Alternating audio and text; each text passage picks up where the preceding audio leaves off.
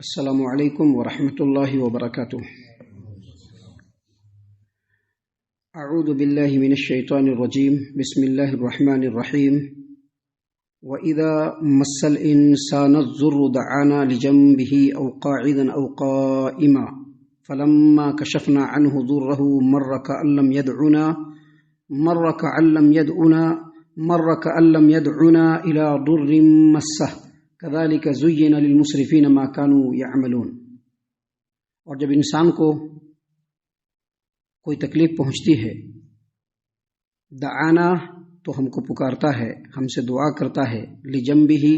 اپنے پہلو کے بل لیٹے لیٹے، او قاعدن یا بیٹھے بیٹھے، او قائما یا کھڑے کھڑے۔ فلما کشفنا عنہ ضرہ، پس جب ہم اس کے تکلیف کو دور کر دیتے ہیں، مر کأن لم يدعنا الى ضر مسہ، تو اس طرح سے گزر جاتا ہے گویا اپنے خود کے تکلیف پہنچنے پر اس نے مجھ کو پکارا ہی نہیں۔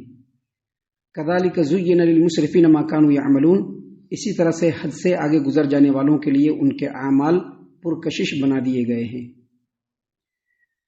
محترم سامعین کرام، سورہ یونس سورہ نمبر 10 اور اسی سورت سے آیت نمبر 12 آپ کے سامنے تلاوت کی گئی۔ آیت کریمہ کا ترجمہ بھی بفضل اللہ باذن اللہ آپ کی خدمت میں پیش کیا گیا۔ سامعین کرام، کل کے درس میں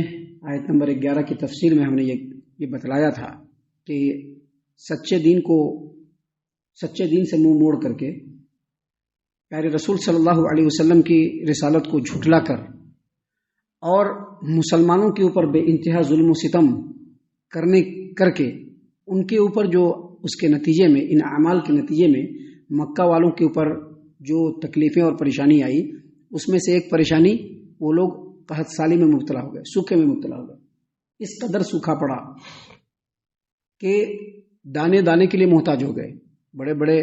چودھری صاحب لوگ، جن کی گردنیں ہمیشہ اکڑی رہتی تھی کہ ہم بڑے ہیں، ہم مکہ کے رئیس لوگ ہیں، چودھری لوگ ہیں، ہمارا کوئی مقابلہ نہیں کر سکتا ہے، ان لوگوں کی اکڑی ہوئی گردنیں بھی جھک گئیں۔ یہاں تک کہ جب اس طرح کی پریشانی کا عالم آیا تو ان لوگوں نے ابو سفیان کو پیارے رسول صلی اللہ علیہ وسلم کے پاس بھیجا کہ جاؤ کہو دعا کرنے کے لیے، کیونکہ وہی ایک اللہ ہے جو تمام تکلیفوں کو دور کرنے والا ہے۔ اور معاملہ یہاں تک پہنچ گیا کہ یہ لوگ بتوں کی پوجا کرنا بھی کم کر دیے، اللہ تبارک و تعالیٰ سے کثرت سے دعا کرنے لگے۔ ابو سفیان پیارے رسول صلی اللہ علیہ وسلم کے پاس آیا اور کہا کہ آپ لوگوں کو صلہ رحمی کا درس دیتے ہیں، ہم لوگ بھوکوں مر رہے ہیں، بہت پریشانی کے عالم میں ہیں، ہم لوگوں کے لیے دعا کر دیجئے، اگر اللہ تبارک و تعالیٰ نے اس تکلیف کو دور کر دیا تو ہم لوگ ایمان لے آئیں گے۔ لیکن اللہ کے رسول صلی اللہ علیہ وسلم نے دعا کیا، سوکھا بھی ختم ہوا، ہریالی بھی آئی، پریشانی بھی ختم ہوئی، لیکن پھر وہی منہ موڑ کر کے چل دیے۔ یعنی یہ صرف ایک واقعہ نہیں ہے، مکہ کے اندر مشرکین، ان کے اندر اس طرح کے واقعے بے شمار کہ جب مصیبت میں آتے، جب پریشانی میں آتے تو ایک اللہ کو پکارنا شروع کر دیتے، کثرت سے دعا کرنا شروع کر دیتے، لیکن جیسے ہی تکلیف چلی جاتی، جیسے ہی پریشانی چلی جاتی، وہی شرک، وہی کفر، وہی اللہ تبارک و تعالیٰ کی نافرمانی، بد اخلاقی والے اعمال کرنا شروع کر دیتے تھے۔ محترم سامعین کرام، یہ صرف مکہ والوں کا مسئلہ نہیں ہے، یہ ہم مسلمانوں کے اندر بھی اس بات کو بہت زیادہ دیکھا گیا ہے، کم شرح میں نہیں، بڑی شرح میں دیکھا گیا ہے کہ جب انسان مصیبت میں پڑتا ہے تو ہر چیز ختم ہو جاتی ہے، دن رات اللہ کو پکارنا شروع کر دیتا ہے، پکارتے ہی رہتا ہے، اور جب مصیبت ختم ہو جاتی ہے تو نماز بھی پڑھنا مشکل ہو جاتا ہے۔ ایسا مسلمانوں کے اندر بھی دیکھا گیا ہے، اپنے نفس کی پرستش کرنے لگتے ہیں۔ دیکھیے اللہ تبارک و تعالیٰ نے یہاں پر فرمایا، صرف مکہ والوں کا نام نہیں لیا ہے، انسانوں کا نام لیا ہے۔ اللہ نے فرمایا وَإِذَا مَسَّ الْإِنسَانَ الضُّرُّ، جب انسانوں کو تکلیف پہنچتی ہے، جب انسانوں کو تکلیف پہنچتی ہے، دعانا لجنبہ، تو ہم کو پکارنے لگتا ہے۔ کل کوئی اضطراب اس کے دل میں آ جاتی ہے، بے چینی، بے قراری اس کے دل میں آتی ہے، کیسی پریشانی میں پڑ گئے، کیسی مصیبت میں پڑ گئے، کیسی آزمائش میں پڑ گئے، دل کے اندر بڑی پریشانی آ جاتی ہے، بے قراری آ جاتی ہے، اور اللہ تبارک و تعالیٰ سے دعا مانگنا شروع کر دیتا ہے۔ اللہ تبارک و تعالیٰ نے اسی بات کو قرآن کریم سورہ حامیم سجدہ آیت نمبر 51 میں فرمایا، وَإِذَا مَسَّ جب اللہ تبارک و تعالیٰ نے سورہ حامیم سجدہ آیت نمبر 51 میں فرمایا کہ جب انسان کو وَإِذَا مَسَّ الْإِنسَانَ الضُّرُّ، جب انسان کو تکلیف پہنچتی ہے، فَذُو دُعَاءٍ عَرِيضٍ، وہاں کے جو الفاظ ہیں، جب انسان کو تکلیف پہنچتی ہے فَذُو دُعَاءٍ عَرِيضٍ، تو کثرت سے دعا کرنے لگتا ہے۔ یہاں پر جو عریض کا لفظ ہے یہ کثرت کے معنی میں، یعنی اللہ تبارک و تعالیٰ نے یہاں پر فرمایا وَإِذَا مَسَّ الْإِنسَانَ الضُّرُّ دَعَانَا لِجَنبِهِ أَوْ قَائِدًا أَوْ قَائِمًا، جب انسان کو کوئی تکلیف پہنچتی ہے، کوئی مصیبت پہنچتی ہے، کوئی آزمائش پہنچتی ہے، کوئی پریشانی پہنچتی ہے تو بے چین ہو جاتا ہے، بے قرار ہو جاتا ہے، دل کے اندر تنگی محسوس کرنے لگتا ہے، پریشانی میں پڑ جاتا ہے، اضطراب ہو جاتا ہے، اضطراب میں پڑ جاتا ہے، بالکل بے چین ہو جاتا ہے۔ اور بے چین ہونے کے بعد اللہ تبارک و تعالیٰ نے فرمایا کہ لیٹا ہوا ہے تب بھی اللہ کو یاد کرتا ہے، اللہ مصیبت کو دور کر دے، کھڑا ہوا ہوتا ہے تب بھی اللہ کو یاد کرتا ہے،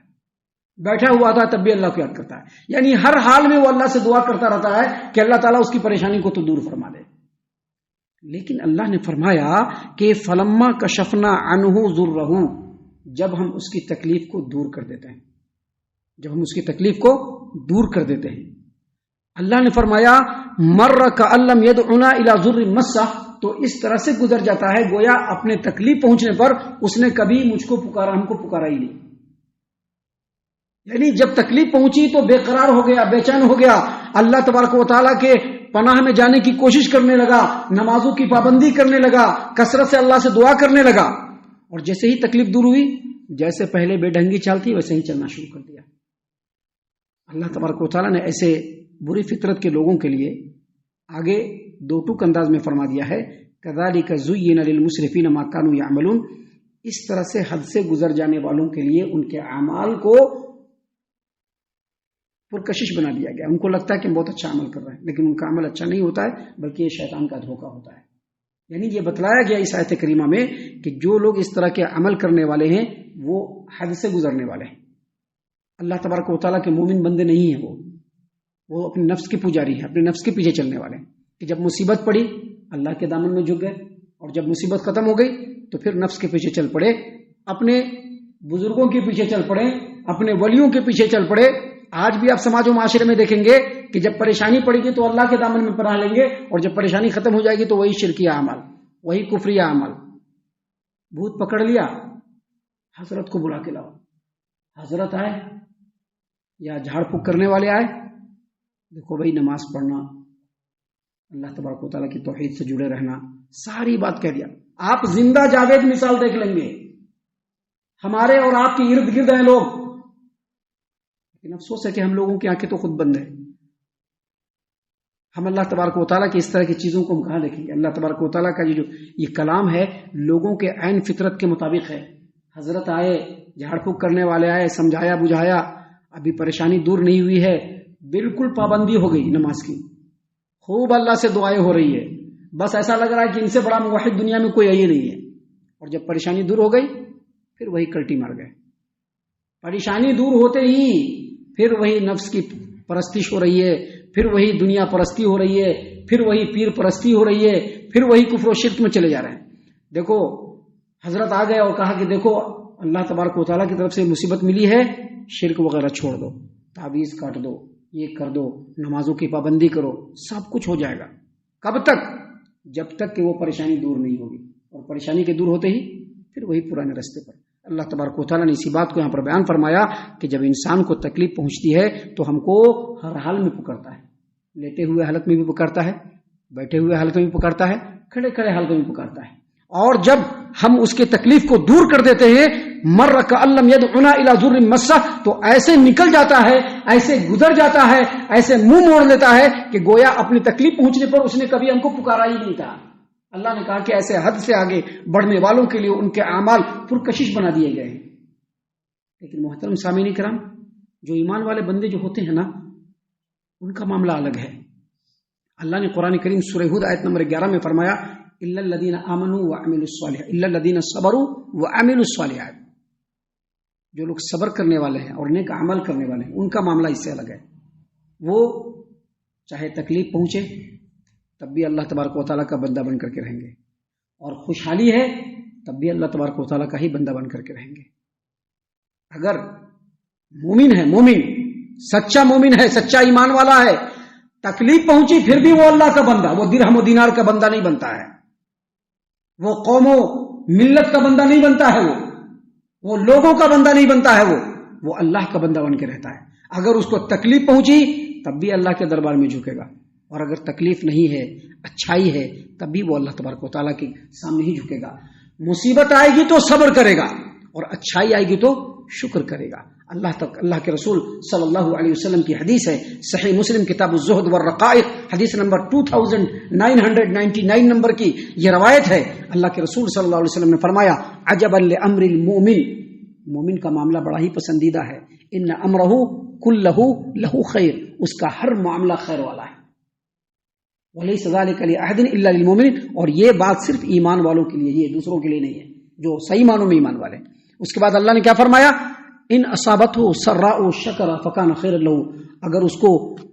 ان اصابتہ سراء شکر فکان خیر لہ، اگر اس کو خوشحالی پہنچتی ہے اور شکر گزاری کرتا ہے وہ بھی اس کے لیے خیر ہے، اور اگر اس کو مصیبت پہنچتی ہے اور مصیبت میں صبر کرتا ہے وہ بھی اس کے لیے خیر ہے۔ آیت کریمہ کا مقصد اور مطلب یہ ہے کہ چاہے تکلیف ہو تب بھی اللہ کے سامنے جھکے رہنا ہے، خوشحالی ہو تب بھی اللہ کے سامنے ہی جھکے رہنا ہے۔ ہم اللہ سے دعا کرتے ہیں کہ اللہ تعالی ہم تمام کو ان تمام باتوں کے اوپر خوب غور و فکر اور تدبر کرنے کے ساتھ ساتھ ان باتوں کے اوپر عمل کرنے کی بھی توفیق عنایت فرمائے، آمین۔